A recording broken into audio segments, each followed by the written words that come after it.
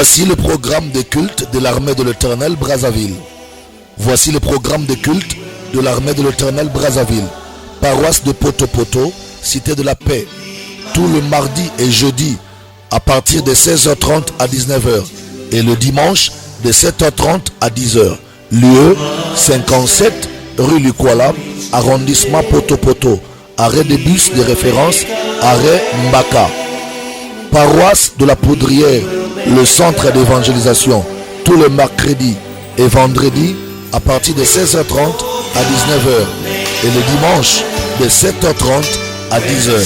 Lieu, avenue de la Base, en face du camp militaire GPC, arrêt de référence, arrêt de bus La Ferme, avec l'apôtre évêque Désiré Bansenga, le Germe. Infoline 06 692 40 41 et le 05 692 40 41. Cordial bienvenue à tous et que Dieu vous bénisse.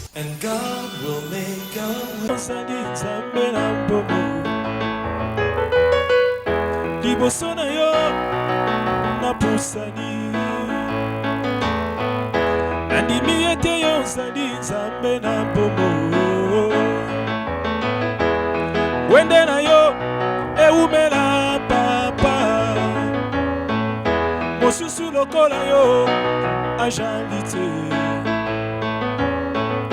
lokola bapaka tuku mibale na mine babwaki mitole na bango nasopi motema na ngai na ngwende na yo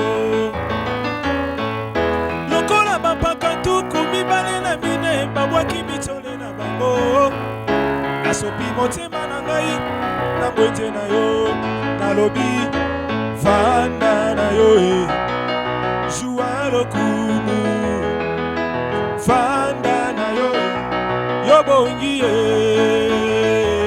shama vanda na yo joua lokumu Jésus vanda na yo yo bongi liboso ya kiti na yo liboso ya kiti na yo toye kotombola bokonzi na yo yo bongi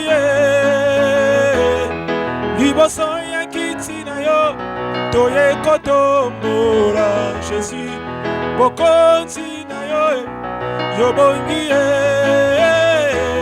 Jésus vanda na yo joua lokumu Yahweh vanda na yo yo bongi elombe vanda na ngwende vanda na yo lelo joua lokumu esonge na yo vanda na yo yo bongi liboso ya kiti na yo liboso ya kiti na yo toye kotombo mokonzi na yo yo bongi liboso ya kiti na yo liboso ya kiti na yo toye kotombola mokonzi na yo bongi vanda na yo shama joua lokumu esonga na yo vanda na yo bongi yaya umela seko na seko vanda na yo Jésus joua lokumu shama vanda na yo bongi umela papa umela zambe umela Yahweh umela na trone na yo umela shama Nous voulons dire merci à Dieu pour ces bons moments d'adoration que nous avons eu à faire dans ces lieux. Bien-aimés, nous voulons aujourd'hui apporter quelque chose de nouveau dans la foi de chacun, dans la connaissance de chacun. Dieu soit loué parce que la Bible dit que l'homme ne vivra pas de pain seulement, mais aussi et surtout de toute parole qui sort de la bouche du Seigneur. Donc c'est pour nous une occasion d'augmenter davantage notre dimension de la foi face à notre Dieu, face à sa parole et face surtout aux promesses qu'il nous a faites. Et je suis convaincu que les promesses que le Seigneur nous a faites ne tarderont plus à s'accomplir parce que la saison de l'accomplissement des promesses de Dieu pour chacun de nous est en train d'arriver. Je voudrais aujourd'hui parler sur un sujet très édifiant, un sujet très important pour tous ceux-là qui me suivent. Il est question de la cause ou des causes de l'incrédulité. Les causes de l'incrédulité. Vous savez, souvent les gens disent telle personne ne croit pas, telle personne est incrédule. C'est bien bon de dire à quelqu'un qu'il est incrédule, c'est bien bon de dire à quelqu'un qu'il ne croit pas, mais il faut chercher à savoir quelles sont les causes qui font qu'il ne croit pas. Moi je pense que lorsqu'on va s'attaquer aux causes de l'incrédulité, alors l'incrédulité tombera soi-même et la foi naîtra. Parce que déceler l'incrédulité de quelqu'un, c'est bien, mais c'est mieux de l'aider, n'est-ce pas, à combattre les causes de son incrédulité. Et vous savez ce qui est grave, c'est quoi? C'est qu'il y a plusieurs personnes qui sont incrédules, mais qui eux-mêmes ne savent pas ce qui les rend incrédules. C'est quand même bizarre. On est malade, mais on ne comprend pas, on ne sait pas qu'est-ce qui te rend malade. Vous savez, aucun patient ne sera tranquille à l'hôpital s'il ne connaît pas la cause de sa maladie. Et c'est comme ça que beaucoup de patients sont stressés, sont perturbés sur le lit de l'hôpital parce qu'il est malade, mais il ne connaît pas d'où vient sa maladie et quelle est la cause de sa maladie. Il y a également des chrétiens comme ça qui sont incrédules, qui n'ont pas de foi, mais ils ne savent pas, ils ignorent les causes de leur incrédulité. Et moi je pense que lorsqu'on comprendra, lorsqu'on connaîtra les causes de son incrédulité, alors on aura la facilité de combattre cette incrédulité et de recevoir la foi qui vient de Dieu. Avant de commencer, je voudrais vous proposer un passage de la Bible dans Luc chapitre 18, le verset 8. C'est un verset très simple mais qui m'édifie beaucoup. Je crois que ça sera le cas également pour vous. Dans Luc au chapitre 18, le verset 8. Écoutez comment la Bible parle. La Bible dit, je vous l'ai dit, il leur fera promptement justice. Mais quand le Fils de l'homme viendra, trouvera-t-il la foi sur la terre? Voilà, c'est la partie B de ce verset qui m'intéresse. La deuxième partie de ce verset dit, mais quand le Fils de l'homme viendra, trouvera-t-il la foi sur la terre? Ça, c'est une question avec laquelle Jésus est monté au ciel. Le Seigneur s'inquiétait pendant qu'il montait, pendant qu'il allait s'asseoir à côté de son Père, pendant qu'il laissait l'église. Le Seigneur s'inquiétait. Il se disait, mais là, je m'en vais. Je monte, je vais rester à la droite de mon Père. Mais est-ce que lorsque je reviendrai pour prendre l'église, est-ce que je trouverai encore la foi? Est-ce que je trouverai la foi quand je reviendrai? Donc, le Seigneur est en train de se soucier de la foi de quelqu'un. Le Seigneur est en train de se préoccuper de notre foi. Il se pose des questions. Il dit, mais est-ce que quand moi, le Fils de l'homme, je reviendrai, est-ce que je trouverai toujours la foi sur la terre? Ça veut dire que plus les années passent, plus notre foi est mise à l'épreuve. Voyez-vous, quand nous dormons, nous nous levons, les semaines passent, les mois passent, les années passent, nous ne nous rendons pas compte que notre foi est mise à l'épreuve. Et pendant l'épreuve de la foi, il faudrait faire un effort que ta foi ne faillisse pas, que ta foi ne succombe pas. Parce que au fil du temps, la foi de chacun sera éprouvée. La foi de chacun sera éprouvée par des problèmes, des situations, des événements. Mais le Seigneur est en train de s'inquiéter. Le Seigneur se dit, est-ce que quand je reviendrai sur la terre pour prendre mon peuple, pour prendre l'église, est-ce que je trouverai encore la foi? Parce que Dieu savait que la foi de plusieurs seront éprouvées. Et je voudrais parler des choses qui éprouvent notre foi, n'est-ce pas? Et qui nous amènent à ne plus croire. Des choses qui éprouvent notre foi et qui nous amènent à l'incrédulité. Ou autrement dit, les causes de notre incrédulité. Alors, nous avons lu dans Luc 18. Maintenant, allons-y dans Marc. Marc chapitre 9. On va voir quelque chose de très important ici. Comment les personnes censées avoir la foi, parce qu'ils vivaient avec le Seigneur Jésus, comment ces personnes censées avoir la foi ont failli, ont viré vers l'incrédulité. Marc chapitre 9, le verset 14. le verset 14. Nous lisons la parole de Dieu. Écoutez comment la Bible déclare. Marc 9, 14. Lorsqu'ils furent arrivés près des disciples, ils vinrent autour d'eux une grande foule et des scribes qui discutaient avec eux. Dès que la foule vit Jésus, elle fut surprise et accourut pour le saluer. Il leur demanda: sur quoi discutez-vous avec eux? Et un homme de la foule lui répondit: Maître, j'ai amené auprès de toi mon fils qui est possédé d'un esprit muet. En quelque lieu qu'il le saisisse, cet esprit le jette par terre. L'enfant écume, grince des dents et devient tout raide. J'ai prié tes disciples de chasser l'esprit et ils n'ont pas pu. Le verset 19, Jésus dit: race incrédule, leur dit Jésus, jusqu'à quand serai-je avec vous? Jusqu'à quand vous supporterai-je? Amenez-moi cet enfant. On le lui amena. Et aussitôt que l'enfant vit Jésus, l'esprit l'agita avec violence. Il tomba par terre et s'est roulé en écumant. Jésus demanda au Père: combien y a-t-il de temps que cela lui arrive? Depuis son enfance, répondit le papa. Et souvent l'esprit l'a jeté dans le feu et dans l'eau pour le faire périr. Mais si tu peux quelque chose, viens à notre secours. Aie compassion de nous. Jésus lui dit: si tu peux, tout est possible à celui qui croit. Aussitôt le père de l'enfant s'écria: je crois, viens au secours de mon incrédulité. Jésus, voyant accourir la foule, menaça l'esprit impur et lui dit: esprit muet et sourd, je te l'ordonne, sors de cet enfant et n'y rentre plus.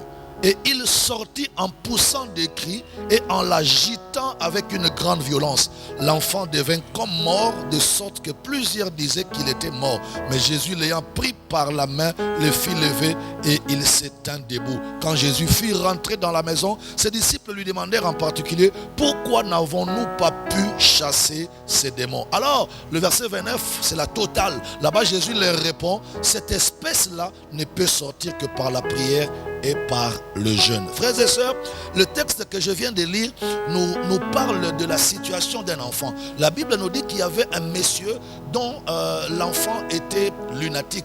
Dans d'autres versions, on nous dit que l'enfant était épileptique. Alors, cet homme a souffert avec la santé de son enfant. Parce qu'il déclare, lui-même est en train de témoigner, que c'est depuis son enfance que cet enfant a commencé à souffrir. Et on lui dit: il souffre de quoi? Il dit à Jésus: mon enfant souffre d'un esprit impur qui le rend muet et sourd. Alors, j'ai amené cet enfant à tes disciples, mais tes disciples n'ont pas pu guérir mon enfant. Jésus apprend que ses disciples n'ont pas pu guérir son enfant. Jésus était étonné de constater que ses disciples n'ont pas pu guérir cet enfant qui était lunatique ou épileptique. Jésus constate que c'est parce que ses disciples n'avaient pas la foi qu'ils n'ont pas pu guérir cet enfant. Parce que quand le Seigneur est en train de réprimander ses disciples, il dit: homme de peu de foi. Voyez-vous, il dit que vous n'avez pas une grande foi. Vous avez peu de foi. Autrement dit, vous êtes incrédule. Voilà pourquoi vous n'avez pas pu chasser cet esprit. Vous n'avez pas pu chasser ces démons. Alors le Seigneur prit l'enfant, pria pour l'enfant, menaça le démon. La Bible dit que le démon sortit de cet enfant en le jetant par terre avec violence, et l'enfant écumait par terre, mais cet esprit-là est sorti. Bref, mon vrai problème dans ce message, c'est d'aller chercher les causes de l'incrédulité des disciples de Jésus. Parce que Jésus reconnaît que si ses disciples n'ont pas pu chasser ces démons, c'est parce que ses disciples n'avaient pas la foi. C'est parce que ses disciples étaient incrédules. Frères, maintenant, quelles sont les choses qui ont favorisé l'incrédulité des disciples de Jésus? Parce que par leur incrédulité, ils étaient impuissants. Par leur incrédulité, les disciples de Jésus étaient incapables de délivrer cet enfant. Ils étaient incapables de chasser ces démons. Maintenant, le problème, c'est de savoir quelles sont les choses qui ont favorisé l'incrédulité dans la vie des disciples de Jésus. Vous savez, frères et sœurs, nous sommes en train de vivre ici sur la terre. Il y a des choses choses, il y a des situations qui provoquent souvent notre défaillance de la foi. Et il est important, il est très nécessaire de comprendre les choses qui rendent ta foi défaillante. Il est important de chercher à savoir quelles sont les causes qui t'amènent dans l'incrédulité. Parce que quand nous lisons les textes que Jésus vient de nous étaler, que la Bible vient de nous étaler, nous voyons dans ces textes que l'enfant qui était lunatique, l'enfant qui était possédé par un esprit impur, n'a pas pu être guéri par les disciples de Jésus, tout simplement parce que ces disciples-là n'avaient pas une foi à la hauteur de la situation qui s'est présentée devant eux. Il y a des situations qui ont des hauteurs bizarres. Il y a des événements qui ont des hauteurs bizarres. Et si votre foi n'a pas la même hauteur que cette situation, vous allez sombrer dans l'incrédulité et vous ne pourrez pas surmonter cette situation ou ce problème-là. C'est pourquoi il est important, mesdames et messieurs, frères et sœurs, il est important que vous compreniez, que vous sachiez quelles sont les choses qui sont à la base de notre incrédulité. Est-ce que je peux parler à quelqu'un? Voilà, gloire à Dieu. La première cause de l'incrédulité, qui est musclé, qui est gaillard, qui a des épaules larges. Mais quand j'ai sondé les Écritures, quand j'ai regardé la Bible, j'ai vu que David n'avait pas des épaules larges, il n'avait pas de grands muscles, il n'avait pas la taille dont la littérature chrétienne nous présente aujourd'hui. David était un jeune homme. La Bible dit un jeune homme. C'est-à-dire qu'il était simple apparemment. Il était moins attirant. Tout ce que David avait, c'était ses beaux yeux et son beau visage. Mais il n'avait pas le corps d'un guerrier. Et un jour, David va s'élever au milieu des enfants d'Israël pour dire à ses frères Shama, Abinadab et Eliab, il dit, moi je sens dans mon cœur que je battrai Goliath. Ah, les frères de David lui ont dit, attends, toi tu vas aller te battre contre Goliath. Est-ce que tu connais la grandeur de Goliath? Goliath est un homme de guerre depuis sa jeunesse. C'est une machine à démolition. Nous, tes grands frères, nous sommes là depuis 40 jours et 40 nuits. On n'a pu rien faire contre Goliath. Et tu crois que c'est toi, le jeune homme David, qui viendra battre Goliath? David prit la parole, dit à ses frères, je battrai Goliath au nom de l'Éternel. Waouh, cette expression-là est très importante. Je vais dire à tous ceux qui me suivent de prendre leur combat. Prenez vos combats, amenez ça sur la piste du nom de l'Éternel. Voyez-vous, n'allez pas combattre sur une autre piste. Combattez sur la piste qui s'appelle le nom de l'Éternel. David a dit à ses frères, il a même dit au roi Saül, moi je battrai Goliath. On lui dit, mais jeune homme, qu'est-ce qui te pousse à prendre une telle folie? Cet homme est grand. Est-ce que tu vois sa grandeur? Est-ce que tu peux regarder comment il est géant? Parce que Goliath était très grand. David leur a dit, je ne vois pas la grandeur de Goliath. Je ne vois pas les armures que Goliath a mis sur son corps. Mais moi je suis en train de voir ces dieux-là qui dans la forêt m'a secouru devant le lion. C'est Dieu-là qui dans la forêt m'a secouru devant l'ours. C'est même Dieu qui m'a secouru devant le lion et devant l'ours. C'est pas lâché. Lui qui a combattu pour moi devant l'ours et le lion, c'est lui qui combattra pour moi devant Goliath. Bref, je voudrais vous faire comprendre ici que David, en défiant Goliath, David ne regardait pas. Il ne regardait pas la grandeur de Goliath, mais David regardait la grandeur de son Dieu. C'est ça la clé de la victoire. Si tu veux garder ta foi, si tu veux rester dans la foi et ne pas virer dans l'incrédulité, il ne faut plus continuer à regarder la grandeur de vos problèmes, la grandeur de vos situations, mais prenez le temps de regarder la grandeur de votre Dieu. David a regardé la grandeur de ce Dieu-là, l'Éternel Dieu d'Israël, qui l'a secouru dans la forêt face au lion. C'est Dieu qui l'a secouru dans la forêt face à l'ours. David a dit non, ce Dieu-là ne m'a jamais abandonné. Ce qu'il a fait pour moi dans la forêt, ce qu'il a fait pour moi avec le lion et l'ours, c'est ce qu'il pourra faire de moi, c'est ce qu'il va faire avec moi devant ces Goliath. Et Goliath, lui, quand il venait devant David, il disait à David, aujourd'hui, je vais te terrasser comme un jeune homme de rien. Je vais marcher sur toi. David lui disait, non, toi tu viens vers moi avec des bâtons, avec toutes tes lances, mais moi je viens vers toi, Goliath, avec le nom de l'Éternel. Ça veut dire, je viens t'affronter avec la vision de la grandeur de l'Éternel. C'était ça la force de David. Il a affronté Goliath avec la vision de la grandeur de son Dieu. J'aimerais demander à tous ceux qui me suivent maintenant de développer une nouvelle vision sur la grandeur de Dieu. Ayez votre attention sur la grandeur de Dieu. Considérez la grandeur de Dieu. Ne considérez pas la gravité de vos problèmes. Parce que ton problème, aussi grand qu'il peut être, aussi grave qu'il peut être, ces problèmes-là, cette situation-là, ne dépassera jamais la grandeur de celui en qui toi tu as cru.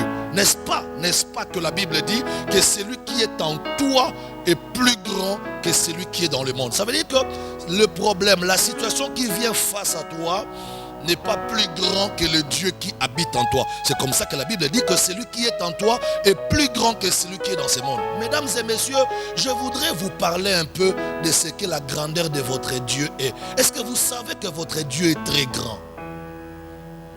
Tu ne pries pas n'importe quel Dieu, madame. Mon frère, tu ne pries pas n'importe quel Dieu. Je veux te rappeler quelques faits marquants de la grandeur de ton Dieu. Est-ce que tu sais que le Dieu que tu pries là, l'Éternel qui s'est révélé en Jésus-Christ, c'est celui qui a déchiré la mer Rouge en deux? Est-ce que tu sais ça? Ou bien tu as oublié?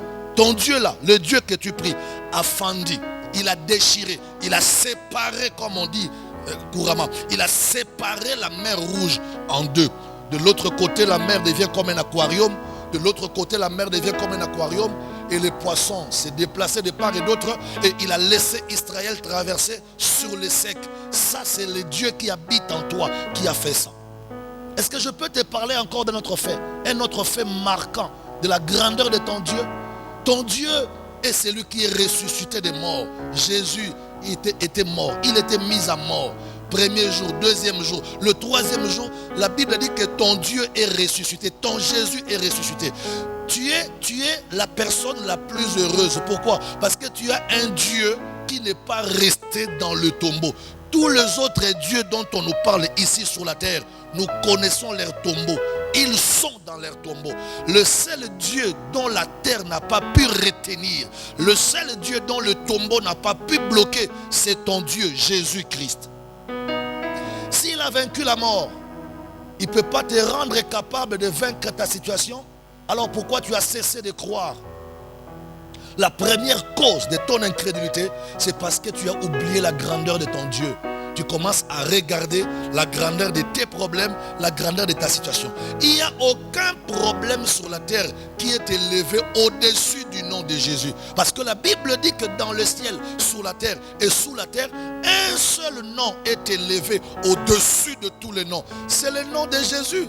Cite-moi le nom de ton problème. Moi, je te citerai le nom de Jésus. Tu as un Dieu formidable. Un Dieu extraordinaire. Un Dieu aux possibilités illimitées. Waouh! Arrête de regarder la grandeur de ton problème. Commence à regarder la grandeur de ton Dieu. Ton Dieu est le créateur du ciel et de la terre. S'il a créé le ciel, il a créé la terre. Est-ce qu'il ne peut pas créer ta guérison? Est-ce qu'il ne peut pas créer ta libération, ta délivrance?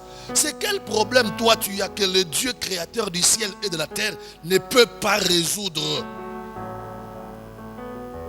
Ce Dieu-là a vaincu la mort. Le Dieu que toi tu pries, il a vaincu la mort. Je vais te parler encore d'un autre fait marquant de la grandeur de ton Dieu. Est-ce que tu sais que ton Dieu est la seule personne qui a vécu sur terre et qui a marché sur les eaux sans subir l'immersion?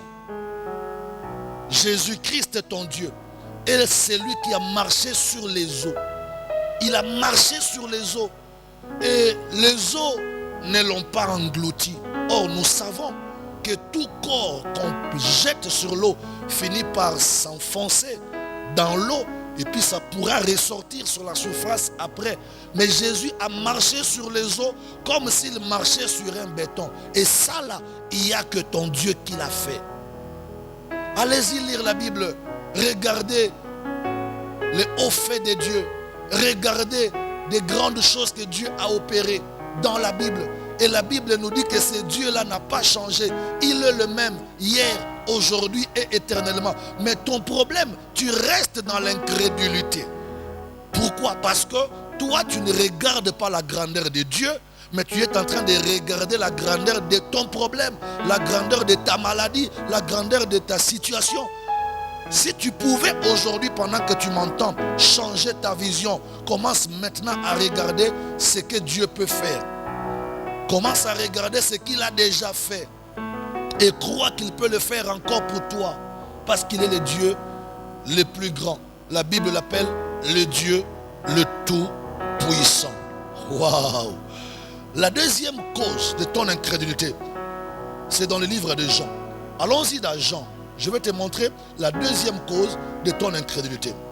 Parce que la première cause de l'incrédulité, je vous ai dit, c'est quand vous regardez toujours la grandeur de votre problème, la gravité de votre situation. Alors là, vous n'aurez jamais la foi. Vous demeurerez dans l'incrédulité. Mais la deuxième cause qui provoque l'incrédulité dans les vies des gens, c'est la durée de ton problème. La durée de ta situation. Vous savez, lorsque nos problèmes durent longtemps, lorsque nos situations difficiles durent longtemps, nous avons comme l'impression que Dieu n'existe plus. Je vais donner. La première cause de l'incrédulité des disciples de Jésus, c'est d'abord parce que ces disciples ont donné le temps à écouter. Ils ont donné à leurs oreilles le temps. Ces disciples ont pris le temps d'écouter l'histoire, ou si vous voulez, l'historique de la maladie de cet enfant. Et quand le monsieur a amené son enfant auprès des disciples de Jésus, je pense que les disciples ont posé la question, comme doit poser tout homme de Dieu. Les disciples ont posé la question à ses papas. Qu'est-ce qui arrive à ton enfant? Ton enfant souffre de quoi? Et le papa va commencer à expliquer comment dès le bas âge, comment depuis l'enfance cet enfant était possédé par un esprit impur. Et cet esprit impur n'était pas le moindre. C'est le genre des esprits qui le rendait muet et sourd. Et non seulement muet et sourd, c'est un esprit dangereux. Parce que quand cet esprit-là montait, prenait l'enfant, l'enfant pouvait tomber par terre, il pouvait tomber dans l'eau, il pouvait tomber dans le feu et l'enfant risquait même de périr. Alors, lorsque les disciples de Jésus étaient en train d'écouter l'historique de la maladie de cet enfant, quand le papa était en train d'expliquer les choses, la première chose ou la première cause qui a favorisé l'incrédulité, la perte de la foi des disciples de Jésus, c'est la gravité de la maladie de cet enfant. La gravité de la maladie de cet enfant, ou si vous voulez, la grandeur de la maladie de cet enfant. Frères et sœurs, il y a quelque chose de très important lorsqu'on est face à une situation.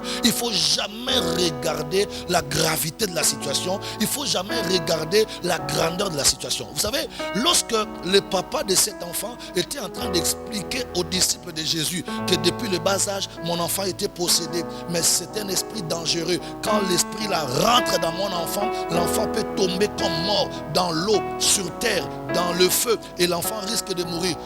Au fait, quand le papa était en train d'expliquer les choses que cette maladie a provoquées dans la vie de cet enfant, les disciples de Jésus qui entendaient ces propos commençaient à se noyer dans la grandeur. Ils commençaient à se noyer, ils commençaient à se perdre dans la gravité de la maladie de cet enfant. Et c'est ça la cause de l'incrédulité dans la vie de plusieurs personnes.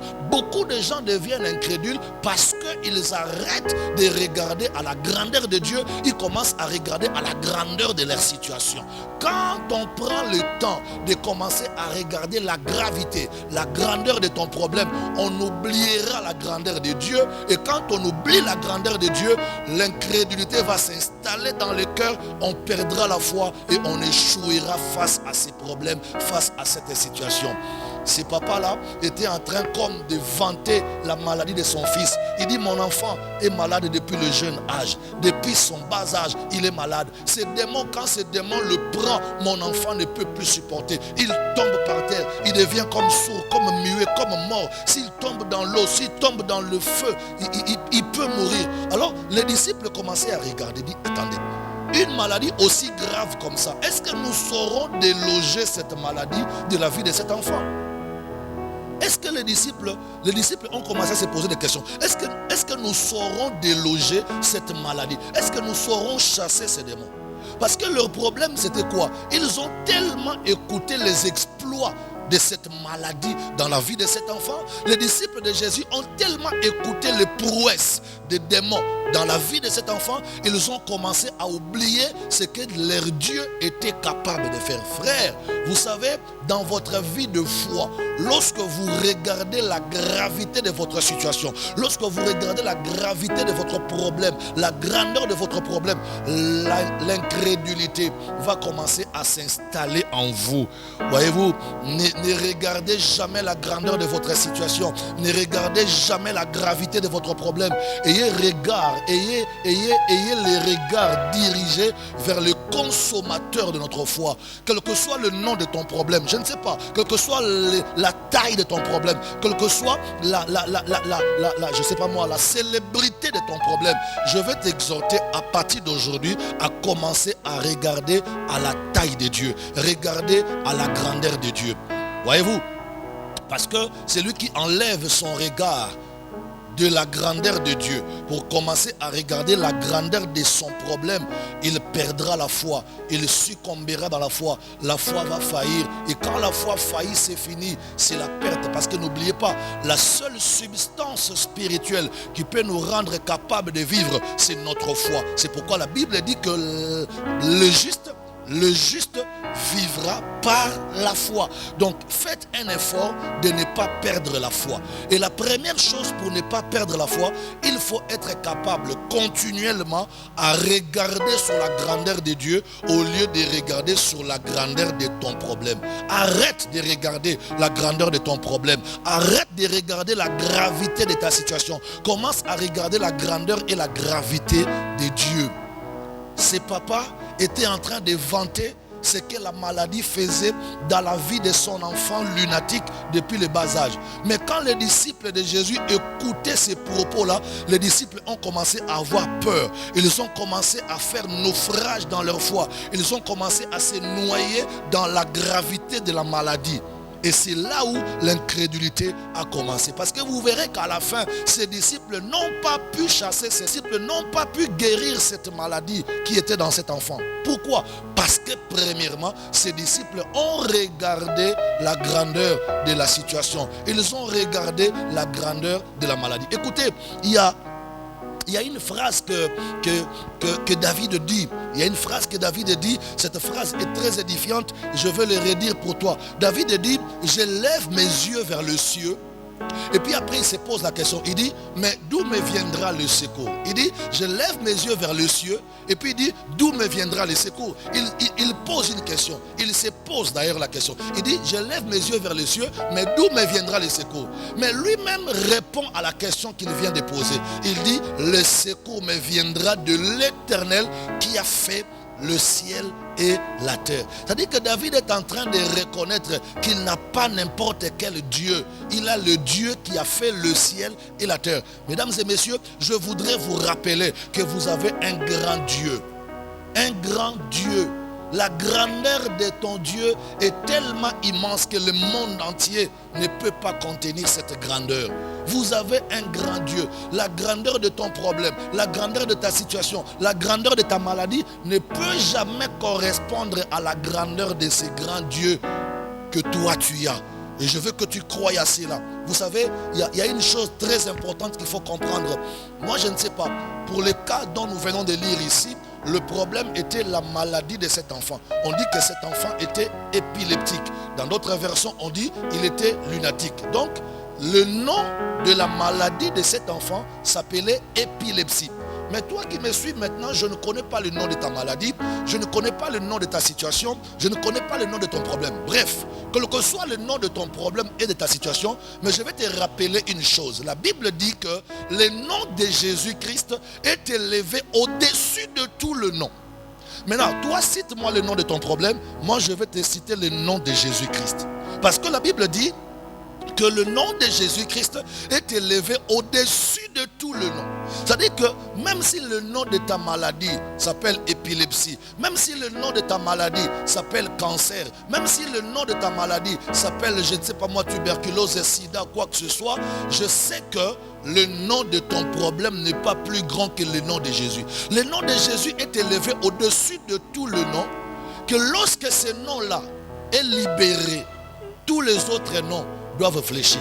La Bible dit encore une chose. Est-ce que je peux dire ça? La Bible dit encore, dans le ciel, sur la terre et sous la terre, un seul nom nous a été donné par lequel tout genou doit fléchir. Voyez-vous, c'est le nom de qui? C'est le nom de Jésus-Christ. Si le nom de Jésus est élevé, le nom de tous vos problèmes, le nom de toutes vos situations, le nom de toutes vos maladies doivent fléchir devant le nom de Jésus qui est élevé. Frères et sœurs, vous ne pouvez pas faire de grandes choses avec Dieu si vous arrêtez de regarder à la grandeur de Dieu. Lisez très bien votre Bible, vous comprendrez que tous ceux qui ont fait de grandes choses avec Dieu n'ont pas regardé la grandeur de leur obstacle. Ils ont au contraire regardé la grandeur de leur Dieu. Est-ce que je peux parler à quelqu'un? Waouh, je vais le redire encore. Tous ceux qui ont fait de grandes choses dans la Bible n'ont jamais regardé la grandeur de leur obstacle. Ils ont regardé la grandeur de leur Dieu. Je vais vous parler d'un jeune homme. Ce jeune homme, les caricatures de la librairie chrétienne d'aujourd'hui nous l'a mal présenté. Oui, la librairie chrétienne d'aujourd'hui nous a mal présenté ce jeune homme dont je vais citer le nom. C'est David. Vous savez, quand j'étais jeune, je grandissais, je tombais sur des livres où on dessinait David comme un jeune homme. Dans la majorité des cas, ceux qui sont restés longtemps malades, on a constaté que vers la fin, ils n'ont plus eu la foi. Pourquoi? Parce que la maladie a tellement duré, n'est-ce pas? La situation a tellement duré et la durée de son problème a commencé à fragiliser sa foi. Et la personne qui avait commencé dans la foi, le voilà, est en train de finir dans l'incrédulité. Mais je vais dire à quelqu'un, toi, tu as commencé dans la foi, tu finiras dans la foi. Tu ne finiras pas dans l'incrédulité. Et la deuxième chose ici dont je vais parler, c'est la durée. La durée de nos problèmes, la durée de nos situations provoque aussi l'incrédulité. Lisons Jean chapitre 5, le verset 2. Écoutez comment la Bible déclare. Dans Jean 5, au verset 2, la Bible dit, non, je commence par le verset 1er pour une meilleure compréhension. Jean chapitre 5, le verset 1. La Bible dit, après cela, il y eut une fête des Juifs et Jésus monta à Jérusalem. Or, à Jérusalem, près de la porte des brebis, il y a une piscine. Il y a une piscine qui s'appelle en hébreu Bethesda et qui a 5 portiques. Sous ces portiques étaient couchés un grand nombre de malades, des aveugles, des boiteux, des paralytiques qui attendaient le mouvement de l'eau. Car un ange descendait de temps en temps dans la piscine et agitait l'eau. Et celui qui y descendait le premier après que l'eau était agitée était guéri, quelle que fût sa maladie. Et là se trouvait un homme malade depuis 38 ans. Jésus l'ayant vu coucher et sachant qu'il était malade depuis longtemps, lui dit, Messieurs, veux-tu être guéri? Le malade lui répondit, Seigneur, je n'ai personne pour me jeter dans la piscine quand l'eau est agitée. Et pendant que j'y vais, un autre descend avant moi. Voyez-vous, ce texte est très important. Ce texte nous montre comment la situation difficile a duré dans la vie d'un homme. Cet homme, la Bible dit qu'il était paralytique. Et étant paralytique, il savait que dans la ville de Jérusalem, là où il habitait, il y avait une piscine où Dieu passait pour guérir les malades. Le monsieur paralytique savait qu'à Jérusalem, Dieu envoyait un ange pour la guérison de toutes sortes de maladies. Au départ, le monsieur avait la foi. Sa femme, ses parents, ses enfants l'ont pris pour l'amener à la piscine de Bethesda. Ils lui ont dit, tu vas rester là, attendant le mouvement de l'eau. Dès que l'eau sera agitée, alors tu tomberas dans l'eau, tu seras guéri. Mais la Bible dit que les réalités que cet homme a trouvées à la piscine de Bethesda ont fait qu'il attendait son tour de tomber le premier dans l'eau pendant 38 ans. Frères et sœurs, ce n'est pas 38 semaines, ce n'est pas 38 mois, mais la Bible nous parle de 38 années. 38 ans, cet homme était en train d'attendre sa guérison, mais la guérison ne venait pas. Tellement que la guérison ne venait pas et que sa maladie a tellement duré, ce monsieur s'est refroidi dans la foi. Sa foi a baissé. lui qui attendait le mouvement de l'eau au bord de la piscine, parce que là, il avait encore la foi. Il se disait, je n'irai pas loin de la piscine. Je resterai juste au bord. Parce que dès que l'eau sera agitée, je tomberai le premier. Mais il a attendu première année, deuxième année, troisième, quatrième, cinquième. Jusqu'à la 38e année, il s'est rendu compte qu'il n'a jamais pu être capable de tomber le premier dans l'eau. Et donc, sa maladie a continué à durer. Qu'est-ce que ce monsieur a fait? Il a vu que dans son cœur, la foi avait baissé, la foi avait diminué. Le désespoir commençait à s'installer dans son cœur. Et quand il a senti la foi baisser en lui, le désespoir s'installer, qu'est-ce que cet homme a fait? Il se retira du bord de la piscine pour aller mettre son lit un peu plus loin. Ça veut dire, il se disait, ça ne vaut plus la peine pour moi de rester au bord de la piscine. Parce que pendant 38 ans, je suis resté au bord de la piscine, éveillé, regardant le mouvement de l'eau, mais je n'ai jamais été guéri. Alors, si je n'ai pas été guéri, si je n'ai pas été guéri dans 38 ans, ce n'est pas aujourd'hui que je guérirai. Le monsieur va prendre son lit, il va se retirer de l'eau de la piscine pour aller rester là-bas derrière. Voyez-vous, lorsque la foi commence à quitter quelqu'un et que l'incrédulité commence à s'installer, le premier signe que vous verrez dans la vie de cette personne, c'est le relâchement aux choses de Dieu. Le relâchement par rapport aux choses de Dieu. Cet homme a relâché. Il a relâché sa première position. Sa première position lui rendait capable de rester au bord de la piscine. Mais quand la foi est partie, après 38 ans, l'incrédulité est entrée, cet homme a relâché. Il a quitté sa position de rester au bord de la piscine pour aller rester derrière tout le malade. Et là-bas, là où il est parti, s'est réfugié derrière. Il était révolté, aigri. Pourquoi? Parce que 38 ans, je suis en train de chercher la guérison de Dieu. La guérison de Dieu ne vient pas. Il était désespéré, fâché, aigri. Je ne sais pas voir quoi encore. Et la personne va rester derrière tout le malade là-bas au fond. Et c'est là-bas derrière au fond que le Seigneur va avoir pitié de lui. Et le Seigneur va apparaître à la piscine de Bethesda. Cette fois-là, le Seigneur n'apparaîtra pas dans la piscine, dans le bassin de la piscine, mais cette fois-là, le Seigneur va apparaître face à cet homme. Le Seigneur vient devant cet homme, il prend la parole. Il dit, messieurs, veux-tu être guéri? Le Seigneur prend la parole, il pose la question à ces messieurs. Messieurs, veux-tu être guéri? Le monsieur regarde la personne qui lui a adressé la parole, ne sachant pas que c'était Jésus. Il dit, mais tu me parles de la guérison ici. Moi, je n'ai personne pour me jeter dans l'eau. Quand vous regardez, quand vous lisez les réponses de ces paralytiques à Jésus, c'était des réponses de désespoir. Des réponses de quelqu'un qui ne croit plus. Des réponses de quelqu'un qui n'a plus de foi. Des réponses de quelqu'un qui ne croit plus que quelque chose de bien peut arriver dans sa vie. Tout ça pourquoi? Parce que sa maladie avait beaucoup duré. Vous savez, le nombre des années de ta maladie ne doit pas te pousser à arrêter de croire. Même si ta maladie a duré longtemps, même si ta situation a duré longtemps. Moi, je ne sais pas dans quel problème tu es, je ne sais pas dans quelle situation tu te trouves, mais je veux que tu minimises la durée de ta situation. Waouh! Ne tiens pas compte du nombre des années que ta situation a fait. Cet homme a fait 38 ans. Ailleurs dans la Bible, on nous parle aussi d'une femme qui a fait 12 ans d'écoulement de sang. 12 ans de maladie, de perte de sang. Voyez-vous? Mais ce que moi je sais, pour Dieu et devant Dieu, 1000 ans c'est comme un jour. Et un jour c'est comme 1000 ans.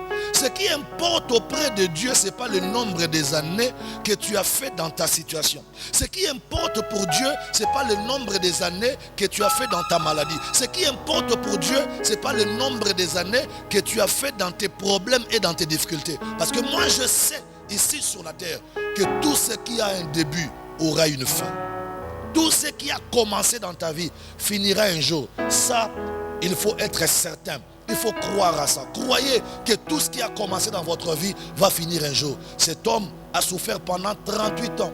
La 38e année, le Seigneur lui apparaît physiquement pour lui dire, messieurs, veux-tu être guéri? Il était fâché, Il répondait à Jésus méchamment parce qu'il ne savait pas que c'était Jésus. Il dit quoi? Tu me demandes d'être guéri ici, là. Même si je veux être guéri, je ne serai jamais guéri parce que je n'ai personne pour me jeter dans l'eau. Même si je veux être guéri, ça fait 38 ans que je suis ici, jamais je ne suis tombé le premier dans l'eau. Même quand je vais, mais il y a quelqu'un d'autre qui tombe avant moi dans l'eau. Cet homme avait tout un argumentaire capable de dire à Jésus que ici, là, à Bethesda, pour moi, la guérison est impossible. C'est peut-être ton cas. Tu as tout un argumentaire, tout un agenda, les dates, les mois, pour me dire, pendant que j'enseigne maintenant, tu veux me dire que ton problème a tellement duré que Dieu ne peut plus faire. Ta situation a tellement duré que Dieu ne peut plus agir. Ta stérilité, ton célibat, ton licenciement, je ne sais pas moi quel problème a tellement duré que Dieu ne peut pas faire. Mais moi je viens te dire que tout ce qui a un début aura une fin. Cet homme a souffert 38 ans. La maladie a commencé un jour, mais à la 38e année, sa maladie était finie. La femme qui souffrait de perte de sang, elle a souffert pendant 12 années. Sa maladie a commencé un jour, mais à la 12e année, cette femme était guérie. Regardez très bien dans la Bible. Tous ceux qui ont connu le problème, leur problème avait un début, leur problème avait aussi une fin. Ne vois pas l'ancienneté de ton problème. Regarde plutôt l'ancienneté de ton Dieu. La Bible dit que ton Dieu est l'ancien de tous les anciens. L'ancien de tous les temps, c'est ton Dieu. Il n'y a aucun problème qui dépasse l'âge de ton Dieu. Waouh! Il n'y a aucune maladie qui dépasse l'âge de ton Dieu. Dis-moi, ta maladie a fait combien d'années? Ton problème a fait combien d'années? Mais moi, je te dirais que l'âge de ton Dieu est plus que l'âge de ton problème. L'âge de ton Dieu est plus que l'âge de ta situation. L'âge de ton Dieu est plus que l'âge de ta maladie. Alors que la durée, que l'âge de ton problème ne te dérange pas devant Dieu. Sache que ton Dieu est plus âgé que ta maladie. Ton Dieu est plus âgé que ta situation. Frères et sœurs, je vais vous faire un peu rire. Vous savez que le Seigneur Jésus, suivez-moi très bien, vous savez que le Seigneur Jésus, qui vient de guérir cet homme à la piscine de Bethesda, la Bible dit que cet homme a fait 38 ans à Bethesda. Or, pendant que Jésus va rencontrer cet homme à Bethesda, Jésus n'avait même pas encore 33 ans. Donc, la maladie de cet homme était plus âgée que l'âge de Jésus. Mais Jésus n'a pas eu peur de cette maladie, quoique elle était plus âgée que lui. Donc, Jésus est l'ancien des anciens. La Bible dit, avant que ton père Abraham soit, moi Jésus, je fus. Ça veut dire qu'avant que ton problème n'arrive, avant que ta maladie n'arrive, avant que ta situation n'arrive, Jésus fut déjà. Il avait moins de 33 ans, mais il va guérir une maladie qui a fait 38 ans. Tu vois la puissance de Dieu. Je parlais de deux causes de l'incrédulité. Les gens sont souvent incrédules. Premièrement, parce qu'ils regardent la grandeur de leurs problèmes, la grandeur de leur situation, au lieu de regarder la grandeur de Dieu. Deuxièmement, les gens sont dans l'incrédulité. Pourquoi? Parce qu'ils regardent l'âge, la durée de leurs problèmes, la durée de leur situation, au lieu de regarder l'âge et la durée de Jésus. Et la troisième chose qui provoque l'incrédulité. La troisième chose qui provoque l'incrédulité dans la vie de plusieurs personnes, ce sont les échecs que vous avez rencontrés avant. Vous savez, les échecs que nous avons rencontrés dans la vie nous traumatisent souvent, nous hantent, nous envoûtent. Quand quelqu'un a beaucoup échoué dans la vie, il va commencer à avoir comme l'impression que dans sa vie, il n'y aura que échec sur échec. Or, ce n'est pas forcément vrai. Voyez-vous, la troisième cause qui provoque l'incrédulité dans les gens ou dans les croyants, c'est quand ils se réfèrent à leurs échecs. Ne faites pas trop attention à vos échecs du passé. Parce que cela peut constituer un blocage contre votre avancée. Quand tu regardes beaucoup tes échecs du passé, tu n'auras pas le courage d'essayer une nouvelle tentative. Beaucoup de gens ne savent plus essayer. Beaucoup de gens ne savent plus recommencer parce qu'ils se disent « j'avais déjà fait, mais ça n'avait pas marché ». j'avais déjà essayé, mais ça n'avait jamais abouti. Pourquoi? Parce qu'il laisse ses échecs du passé l'embrigader, le bloquer, l'emprisonner. Je voudrais dire à quelqu'un qui m'entend maintenant, sois libéré de traumatisme des échecs du passé. Qu'est-ce qui te rassure? Qu'est-ce qui te prouve que les échecs du passé vont revenir encore demain dans ta vie? Les jours ne se ressemblent jamais. Les jours se suivent, mais les jours ne se ressemblent jamais. Ce n'est pas parce que hier tu as échoué que demain aussi tu dois forcément échouer. Pas du tout. Ne laisse pas tes échecs du passé te bloquer comme ça. Ne laisse pas le mauvais côté du passé de ta vie continuer à te bloquer comme ça. Libère-toi de cette pensée négative. Voyez-vous, tes propres échecs, tes propres chaos de la fois passée t'ont empêché et continuent à t'empêcher jusqu'aujourd'hui à essayer de nouvelles tentatives. Tu n'arrives plus à faire de nouvelles tentatives. Tu n'arrives plus à essayer de nouvelles choses, tout simplement parce que tu as tellement été traumatisé par les échecs du passé. Frère, je vais vous dire une chose. La vie, même dans la vie des enfants de Dieu, l'échec peut arriver. L'échec peut arriver. Et tout échec ne vient pas du diable. Je veux que tu sois d'accord avec moi. Tout échec ne vient pas du diable.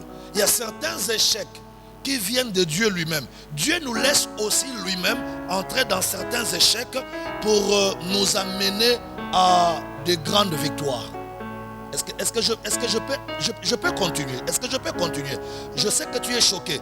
Je vais te dire que tous les échecs ne viennent pas du diable. Il y a certains échecs qui nous arrivent. Nous accusons le diable. Or, le diable n'est pas dans ça. C'est Dieu lui-même.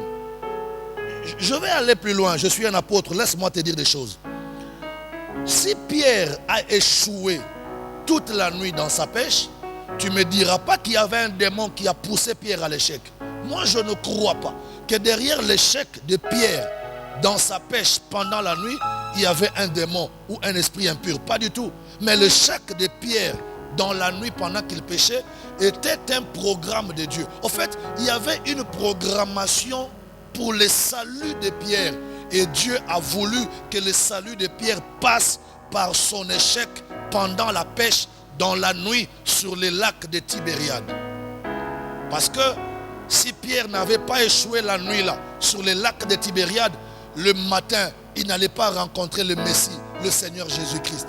Si Pierre a rencontré le Seigneur Jésus-Christ le matin, c'est parce qu'il a pris tout son temps à regretter son échec de la nuit en lavant son filet. La Bible dit que Pierre a péché toute la nuit, mais il n'a reçu même pas un poisson. Le matin étant venu, choqué, frustré par son échec, traumatisé par ses chaos, il va se mettre à laver doucement, lentement. Il lavait son filet. Et pendant qu'il traînait là dans ses remords de l'échec, dans ses traumatismes de cet échec, qu'il va voir un prophète. Parce que là, Jésus n'était pas encore révélé comme le Christ. Les gens savaient que c'est un grand prophète. Il va voir un prophète qui va lui demander la barque. Il dit, monsieur, est-ce que tu peux me donner ta barque? Bon, comme Pierre était juif, il savait qu'on ne peut pas refuser à un homme de Dieu quelque chose en tant que juif. Il prit sa barque malgré les remords et les traumatismes de son échec. Il prit sa barque et donna à Jésus le prophète. Jésus a travaillé. Et après avoir prêché la parole de Dieu, Jésus va dire à Pierre, maintenant Pierre, avance en pleine eau, jette ton filet dans l'eau. Et Pierre a dit, mais Seigneur, j'ai fait ça toute la nuit, j'ai jeté mon filet toute la nuit, je n'ai rien reçu pendant la nuit, j'ai échoué brillamment. Jésus dit oui, mais je te dis maintenant, prends ton filet, jette encore en pleine eau. Pierre dit, mais Seigneur, je l'ai déjà fait, j'ai échoué. Bon, mais comme tu insistes, parce que tu insistes, tu es un prophète de Dieu, un homme de Dieu, je le ferai, mais sur ta parole. Mais moi, je ne voulais pas le faire, mais sur ta parole, je vais le faire.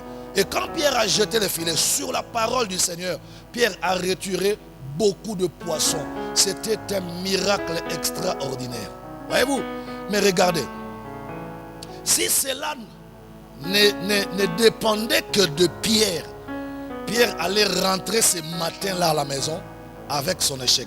Parce que lui, Pierre, se souvenant de son échec de la nuit passée, il ne pouvait même plus oser essayer une autre tentative de pêcher le poisson. Pierre n'avait même pas l'intention d'essayer de jeter encore le filet. Pourquoi? Parce que l'échec de la fois passée était en train de ronger sa foi. Son échec de la nuit passée était en train de ronger sa foi. Combien de personnes qui me regardent maintenant sont rongées par les échecs du passé?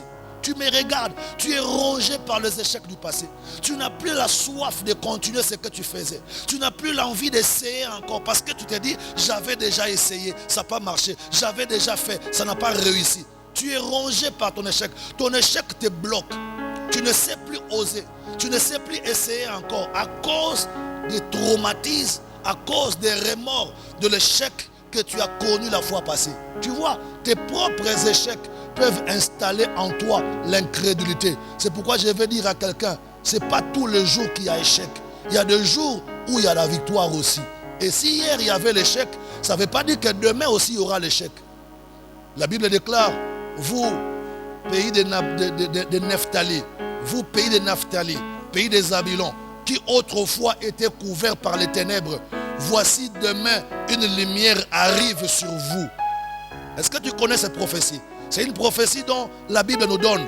On dit, vous, région de Nephtali et des Zabylons, hier vous étiez couverts par les ténèbres, mais voici aujourd'hui et demain une lumière vient vous couvrir, vient apparaître sur vous. C'est-à-dire que si hier il y avait les ténèbres sur Nephtali, sur Zabylon, demain, ça ne sera pas forcément les ténèbres. Si hier ta vie était couverte de ténèbres, ça ne veut pas dire que demain aussi ta vie sera couverte de ténèbres. Si hier ton travail avait échoué, ça ne veut pas dire que demain aussi ton travail échouera.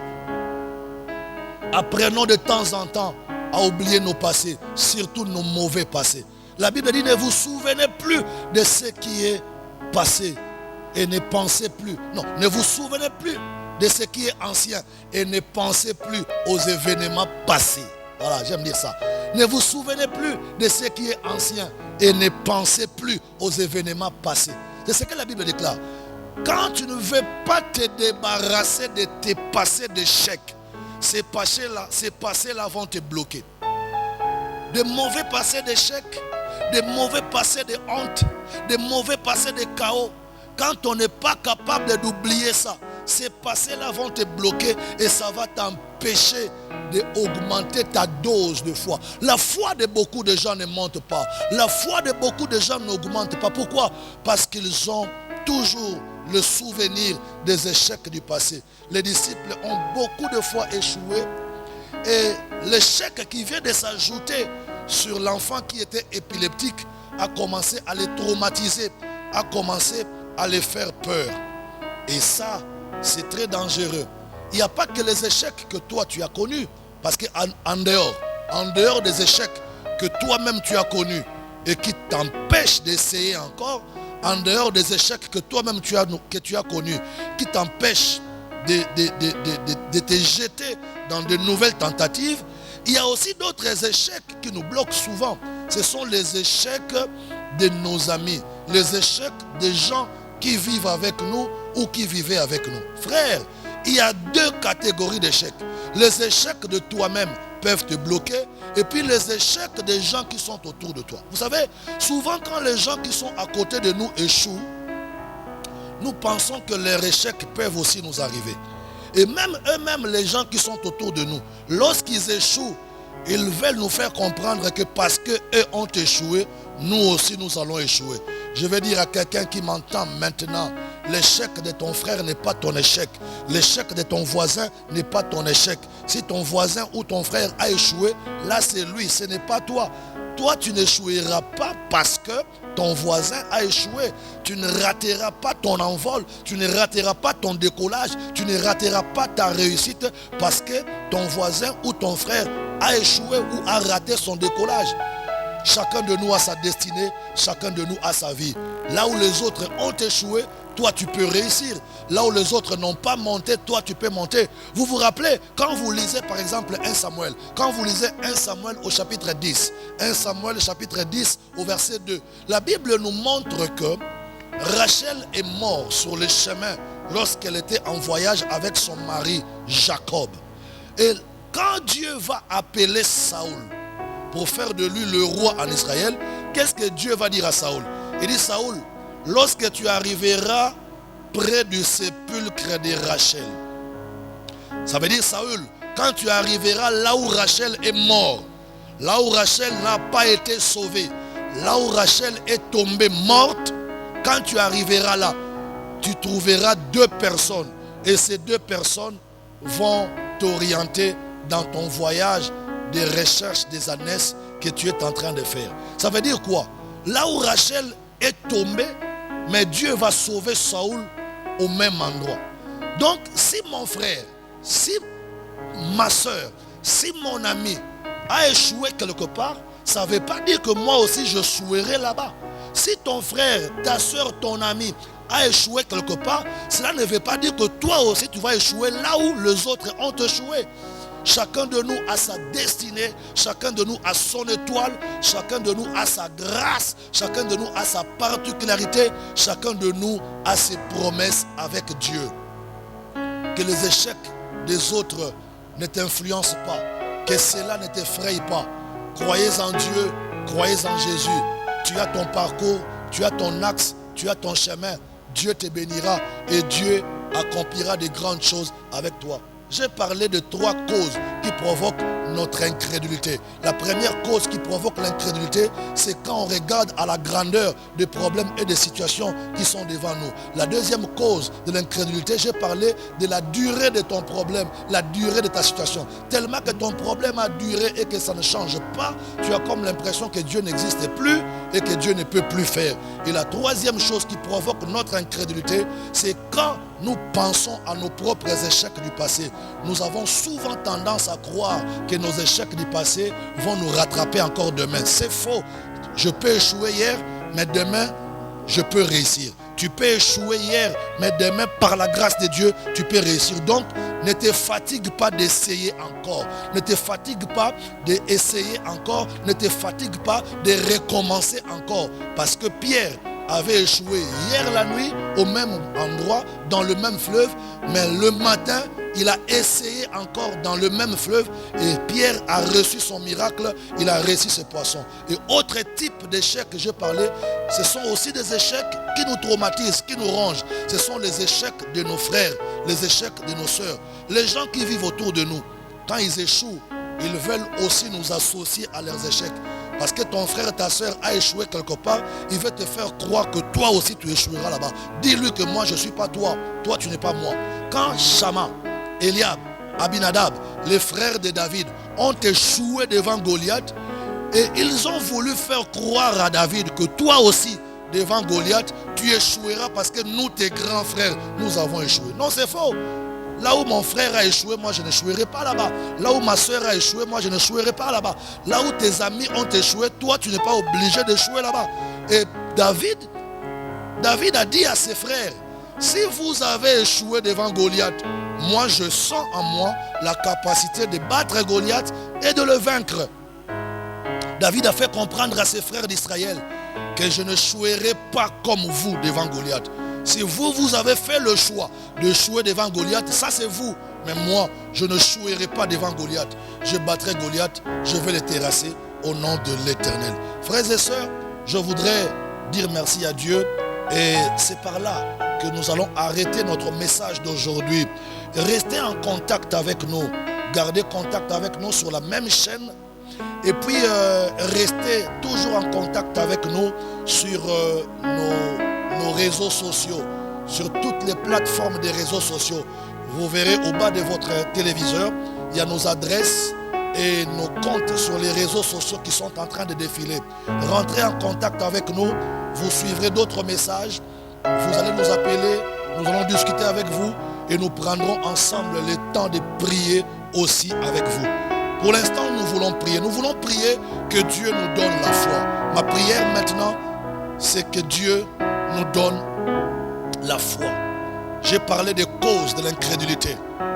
La seule chose qui peut faire partir l'incrédulité, c'est la foi. La foi en Jésus.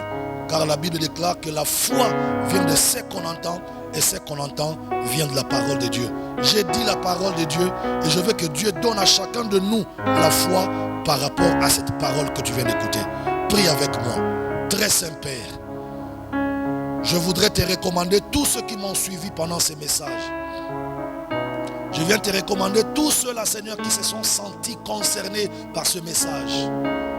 Ils sont traumatisés par les échecs du passé. Ils ont vu leur situation, leur maladie, leurs problèmes durer longtemps. Seigneur, je prie que tu enlèves l'incrédulité dans le cœur de tous ceux qui m'ont suivi et que la foi commence à naître. Que la foi commence à naître dans le cœur de tous ceux qui m'ont suivi. Seigneur, laisse que ce message que chacun de nous vient de suivre reste gravé dans le cœur et que ce message commence à produire la foi dans le cœur de chacun. Car sans la foi, personne ne peut être agréable à toi, Seigneur. Augmente notre foi, Seigneur. Je prie que tu augmentes la foi de tous ceux qui m'ont suivi, afin que lorsque tu apparaîtras dans les airs pour prendre ton église, le jour de l'enlèvement, que tu nous trouves encore avec la foi dans les cœurs ici sur terre. Oh Dieu, augmente la foi de chacun. Augmente la foi de chacun, Papa. Et je prends l'autorité pour briser tout esprit d'incrédulité qui commençait déjà à s'installer dans les cœurs de tous ceux qui m'ont suivi. Incrédulité causée par les échecs, je le brise au nom de Jésus. Incrédulité causée par les durées des situations et des problèmes, je le brise au nom de Jésus. Papa, j'ai pris que l'incrédulité s'efface, disparaisse dans le cœur de ceux qui m'ont suivi et que la foi véritable en Jésus-Christ et en sa parole naisse dans le cœur de tous ceux qui m'ont suivi. Au nom de Jésus, je vous bénis. Si tu es malade, reçois ta guérison par la foi. Waouh! Si tu es malade, sois guéri par la foi au nom de Jésus. Si tu es possédé par un esprit impur, tu es possédé par un démon, que ce démon lâche ton corps maintenant au nom de Jésus. Je commande, j'ordonne à tout esprit impur, à toutes sortes de démons, démons de maladie, démons de freinage, démons de blocage, tout esprit impur, je vous ordonne, je vous commande, lâchez les corps, quittez les vies, allez-vous-en, partez dans les lieux arides et ne revenez plus jamais. Je déclare la délivrance, la libération de tous ceux qui ont prié avec moi. Et je déclare la renaissance de la foi dans le cœur de tous ceux qui ont suivi ces messages. Au nom de Jésus-Christ de Nazareth, nous avons ainsi prié et nous disons Amen. Voilà, que Dieu vous bénisse. Nous voulons dire merci à la réalisation et merci à tous les héros dans l'ombre qui nous ont permis d'arriver chez vous. Merci également à la RTAE qui nous envoie dans vos maisons. Et que Dieu vous bénisse. À la prochaine. Bye bye. Voici le programme de culte de l'armée de l'Éternel Brazzaville. Voici le programme de culte de l'armée de l'Éternel Brazzaville. Paroisse de Poto-Poto, Cité de la Paix. Tout le mardi et jeudi à partir de 16h30 à 19h. Et le dimanche de 7h30 à 10h. Lieu 57 rue Lukwala, arrondissement Poto-Poto. Arrêt de bus de référence, arrêt Mbaka. Paroisse de la Poudrière, le centre d'évangélisation, tous les mercredis et vendredis à partir de 16h30 à 19h. Et le dimanche de 7h30 à 10h. Lieu, avenue de la Base, en face du camp militaire GPC, arrêt de référence, arrêt de bus La Ferme. Avec l'apôtre évêque Désiré Bansenga, le Germe. Infoline 06 692 40 41 et le 05 692 40 41. Cordial bienvenue à tous et que Dieu vous bénisse.